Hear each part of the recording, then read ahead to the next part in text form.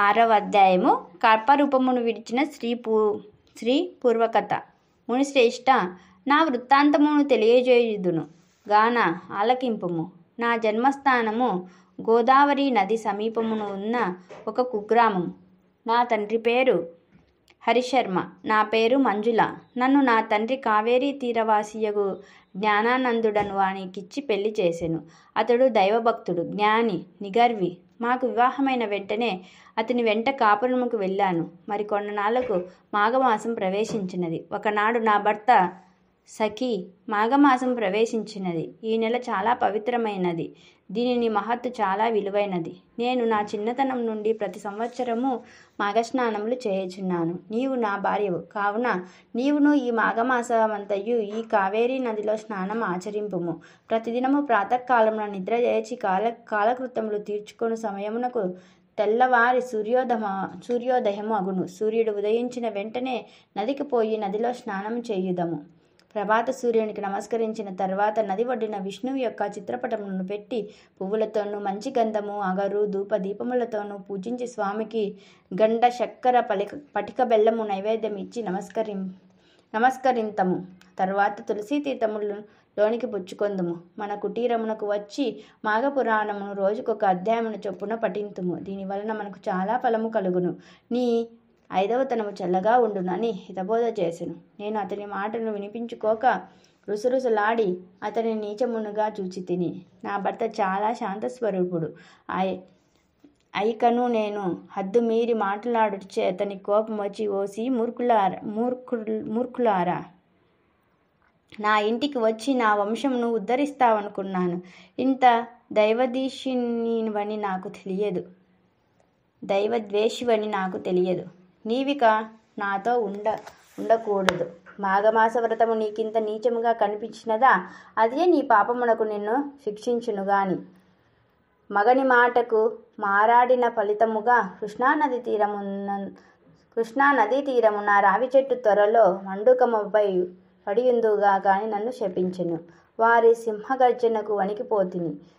హరి శాపమునకు భయపడిపోతిని. వారి రౌద్రకారమును చూడజాలకపోతిని. నాకు జ్ఞానోదయము కలిగినది. నా తప్పు నేనే తెలుసుకున్నాను. అయ్యో, ఎంతటి మూర్ఖత్వమును ప్రవర్తించి తిని అని పశ్చాత్తాపము కలిగినది. వెంటనే నా భర్త యొక్క 2 పాదములు పట్టుకొని, నాకు ఈ శాపము ఎట్లు పోవును? మరలా నేను ఎట్లు కలుసుకొందును? నాకు ప్రాయశ్చిత్తము లేదా అని పరిపరి విధాలా ప్రార్థించగా నా భర్త కొంత తడవ ఆలోచించి ఒక గడువు పెట్టెను. అది ఏమనగా, గౌతమ మహర్షి గోదావరి నది తీరమున తన ఆశ్రమం నుండి ఉత్తర దేశ యాత్రలు చేయుటకు బయలుదేరి తిరిగి మాఘ శుద్ధ దశమి నాటి కృష్ణానది స్నానము చేయుటకు వచ్చెదరు. అలాంటి సమయంలో నీవు వారిని దర్శించిన ఎడల ఆ మహర్షి ప్రభావం వలన నీకు నిజ రూపము కలుగునని చెప్పుచుండగానే నేను కప్ప రూపమును దాల్చితిని. నా భర్త కూడా నా మూర్ఖత్వమును విచారించెను. నేను కప్ప రూపంతో గెంతుకుంటూ కొన్ని దినాలకు కృష్ణానది తీరమునున్న ఈ రావి చెట్టు త్వరలో నివాసం ఏర్పరచుకొని జీవించుచు మీ రాకు కోసం ఎదురుచూచుతూ ఉంటిని.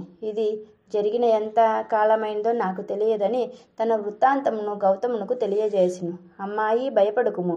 నీకు ఈ శాపము కలిగి 1000 ఏండ్లు పైగా అయినది. ఇంతకాలము నీవు అనేక కష్టములు పడి జీవించావు. నీ భర్తయ్యను ఏకాంతముగా చాలా కాలము జీవించి హరినామ సంకీర్తనలు చేయుచు మృతుడయ్యను. అతడిప్పుడు వైకుంఠంలో ఉన్నాడు. నీవు నీ పతి మాటలు విననందున ఎంత కష్టపడినావో తెలిసినది కదా. మాఘమాస ప్రభావము అసామాన్యమైనది. సకల సౌభాగ్యములు, పుత్ర సంతతి, ఆరోగ్యము కలుగుటయే కాక మోక్ష సాధనము కూడా. నీకు మాఘమాస వ్రతము మించిన మరొక వ్రతము లేదు. విష్ణుమూర్తికి ప్రీతి అయినది వ్రతము. నీ భర్త దూరదృష్టి గల జ్ఞాని. అతని గుణగణాలకు అందరూ సంతసించడివారు. నిన్ను పెళ్లియాడిన తర్వాత తన వంశవృద్ధి చేసుకొనవలెనడి ఆలోచనతో నుండెడివాడు. కానీ నీ వలన అతని ఆశలన్నీ నిరాశలైపోయినవి. నీ మూర్ఖత్వం వలన నీ భర్తకు కోపం కలిగి నిన్ను శపించవలసి వచ్చెను.